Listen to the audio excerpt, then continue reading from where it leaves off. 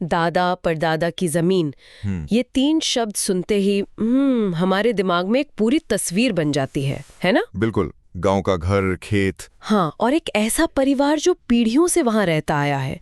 ये जमीन सिर्फ एक संपत्ति का टुकड़ा नहीं होती, ये हमारी विरासत है, हमारी पहचान है। और सच कहें तो अक्सर ये पारिवारिक झगड़ों की सबसे बड़ी जड़ भी यही होती है। बिल्कुल। और जैसे ही परिवार में बंटवारे की बात उठती है, रिश्तों की असली परीक्षा शुरू हो जाती है। कौन सही है, कौन गलत, किसका कितना हक है, इन सवालों के बीच कानून की अपनी एक बहुत जटिल दुनिया है। तो आज हमारी पड़ताल का मिशन यही है।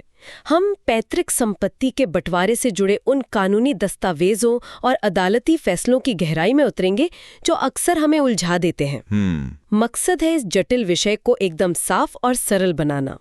और चलिए सबसे बड़े सवाल से ही शुरू करते हैं जी। मान लीजिए एक परिवार में भाइयों ने आपस में मुंह जबानी जमीन बांट ली। सब अपनी अपनी जगह पर सालों से खेती कर रहे हैं। क्या कानून की नजर में इस बंटवारे की कोई कीमत है? या फिर एक दिन कोई भी इसे मानने से इनकार कर सकता है? ये सवाल इस पूरी चर्चा की आत्मा है, और इसका जवाब समझने के लिए हमें सबसे पहले ये जानना होगा कि बंटवारे के लिए दरवाजा कौन सा खटखटाना है। अच्छा। क्योंकि यहाँ दो अलग अलग रास्ते हैं। एक है राजस्व न्यायालय यानी रेवेन्यू कोर्ट, मतलब तहसीलदार या एसडीओ की अदालत। बिल्कुल। और दूसरा है सिविल न्यायालय यानी हमारी दीवानी अदालत।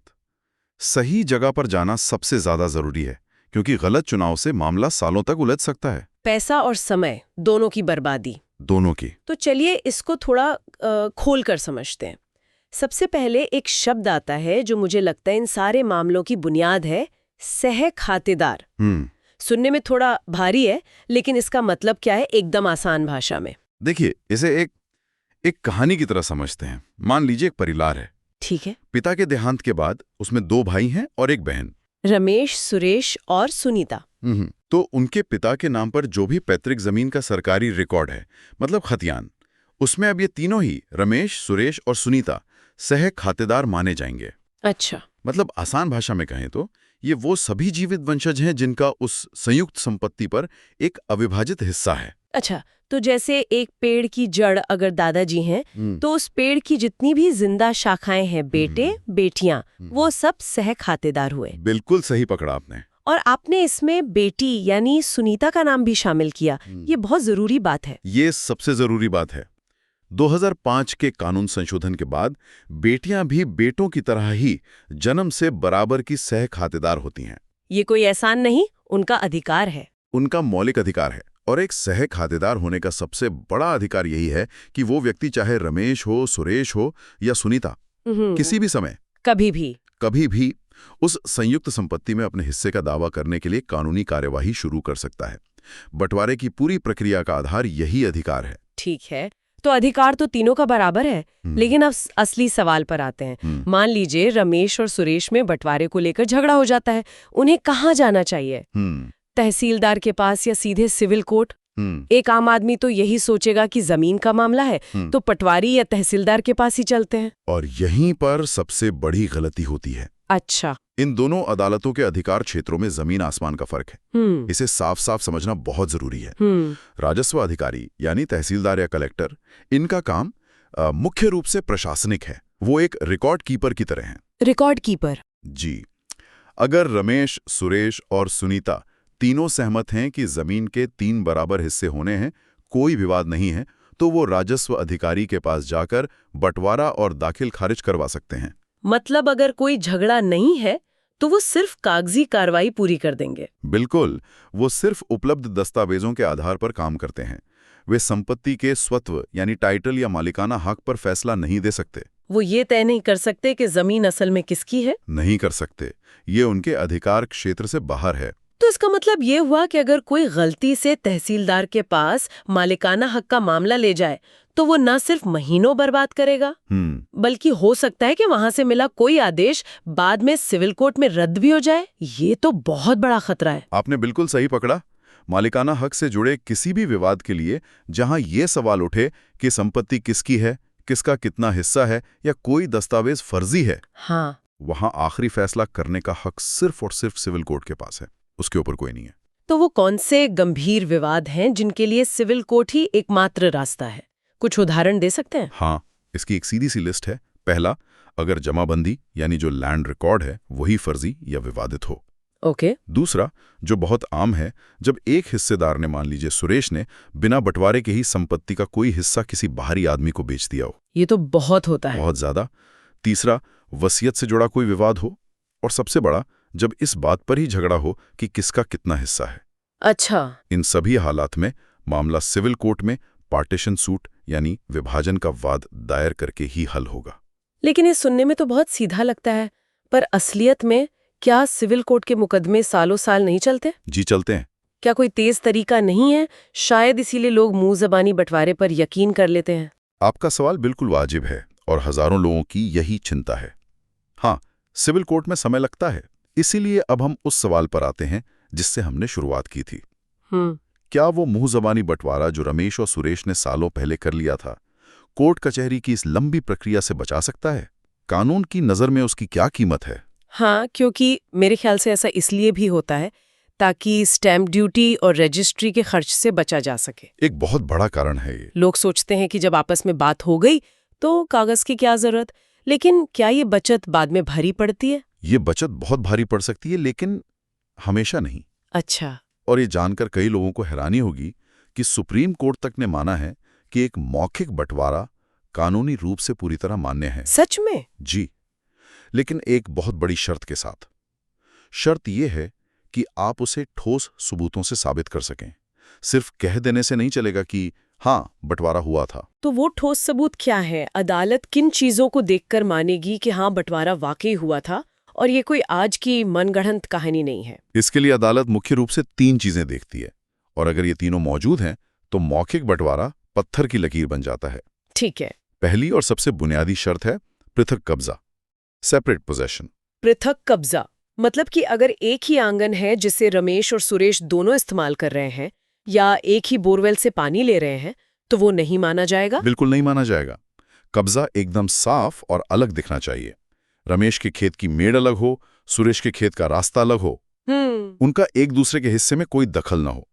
ये दिखाता है कि दोनों पक्ष लंबे समय से इस बंटवारे को मान रहे हैं। ठीक है, ये तो समझ आता है, जो दिख रहा है वो सबूत है। दूसरा सबूत क्या है? दूसरा है पृथक दस्तावेज, सेपरेट डॉक्यूमेंटेशन। अच्छा। इसका मतलब है कि हर किसी के पास अपने हिस्से से जुड़े अलग अलग कागजात हो। इसका सबसे अच्छा उदाहरण है लगान की रसीदें।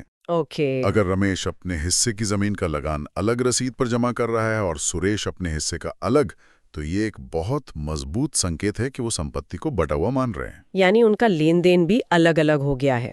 और तीसरी और सबसे अहम शर्त, जिसके बारे में आपने शुरू में इशारा किया था, इस पर सबसे ज्यादा जोर देना होगा।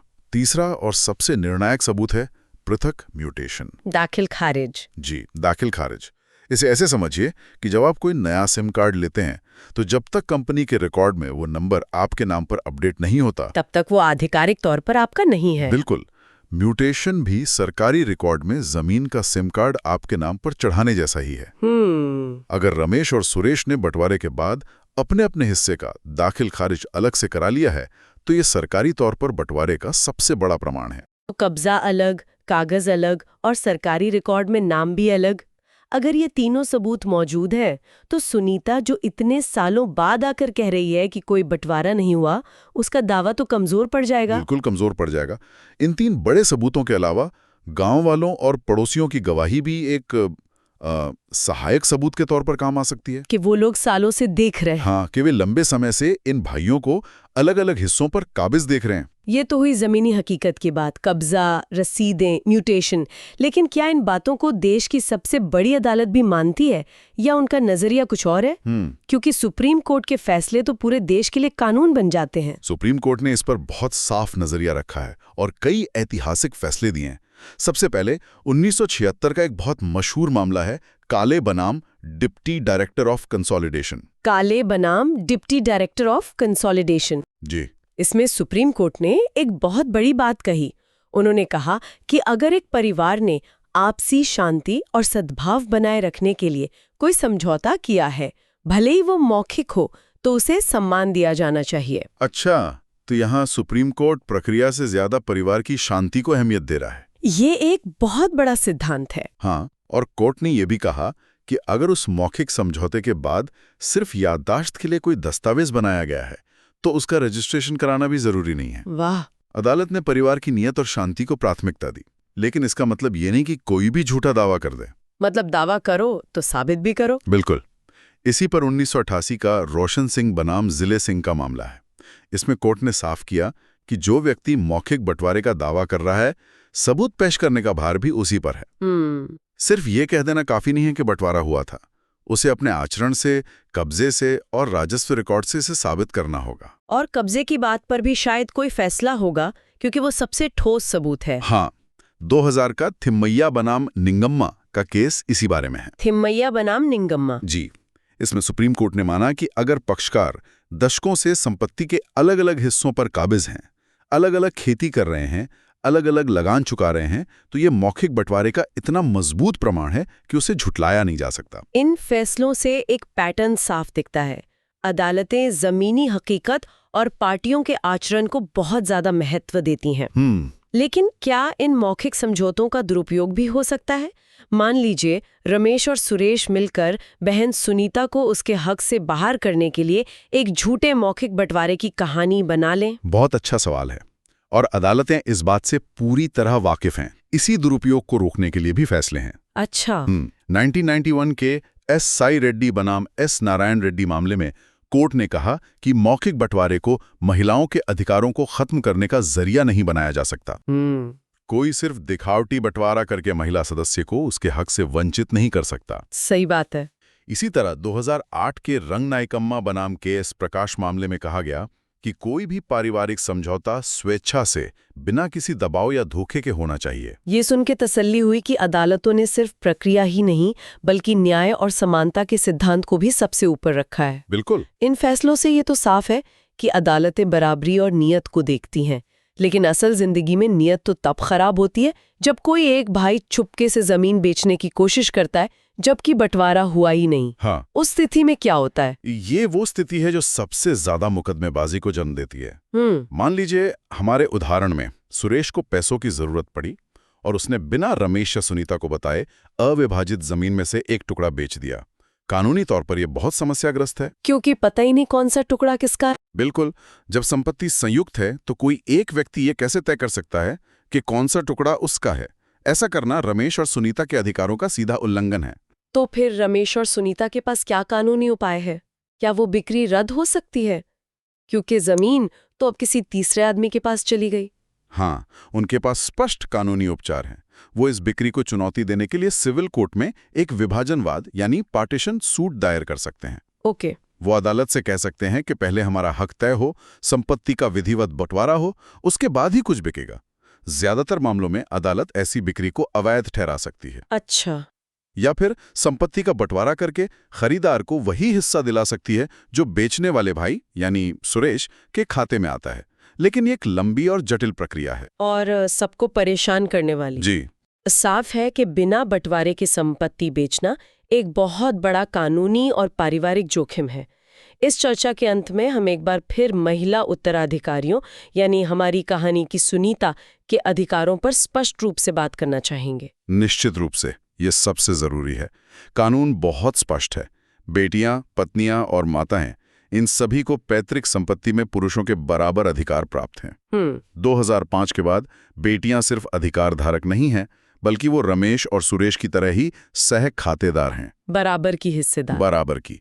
उनका दावा, उनका हिस्सा और बंटवारे की मांग करने का उनका अधिकार कानूनी रूप से एक पुरुष उत्तराधिकारी के बराबर ही मजबूत और लागू करने योग्य है। इसे किसी भी पारिवारिक समझौते या दबाव से कम नहीं किया जा सकता। तो इस पूरी गहरी पड़ताल का सार क्या निकलता है? हमने सह खातेदार के मतलब से लेकर सिविल और रेवेन्यू कोर्ट के फर्क को समझा और मौखिक बंटवारे की कानूनी हकीकत को भी परखा। सार यह है कि पैतृक संपत्ति के मामले में स्पष्टता ही सबसे बड़ी सुरक्षा है। आपसी समझ और मुंह ज़बानी समझौते अच्छी बात हैं, लेकिन उन्हें कानूनी प्रक्रिया की कसौटी पर कसना भविष्य के बड़े और दुखद पारिवारिक विवादों से बचाता है। मतलब भरोसा अच्छा है, पर कागज पर भरोसा करना और भी बेहतर है। बिल्कुल। हमारा अंतिम निष्कर्ष यही है, मौखिक बंटवारा कानूनी रूप से मान्य हो सकता है, लेकिन जब तक इसे पृथक कब्जे, पृथक दस्तावेज और खास तौर पर पृथक म्यूटेशन से पुख्ता न किया जाए, यह हमेशा एक कानूनी जोखिम बना रहता है। कोई भी सह खातेदार, जैसे हमारी कहानी में सुनीता, इसे कभी भी सिविल कोर्ट में चुनौती दे सकती है और मालिकाना हक का अंतिम फैसला वहीं होगा। सही बात है। इसलिए रिश्तों को बचाए रखने और संपत्ति में स्थिरता लाने के लिए कानूनी प्रक्रियाओं का पालन करना सबसे समझदारी का रास्ता है। ये एक बहुत ही साफ और जरूरी सलाह है। आज हमने पैतृक संपत्ति के कानूनी पहलुओं को समझा जो हमें विरासत में मिलती है, और ये हमें गहरे सवाल पर सोचने के लिए मजबूर करता है। और वो सवाल क्या है? सवाल ये है कि क्या संपत्ति से जुड़े ये कानून सिर्फ जमीन और पैसे के बंटवारे के नियम हैं, या वे पारिवारिक रिश्तों की जटिलता, आपसी विश्वास और समय के साथ बदलते सामाजिक मूल्यों का एक आईना भी है?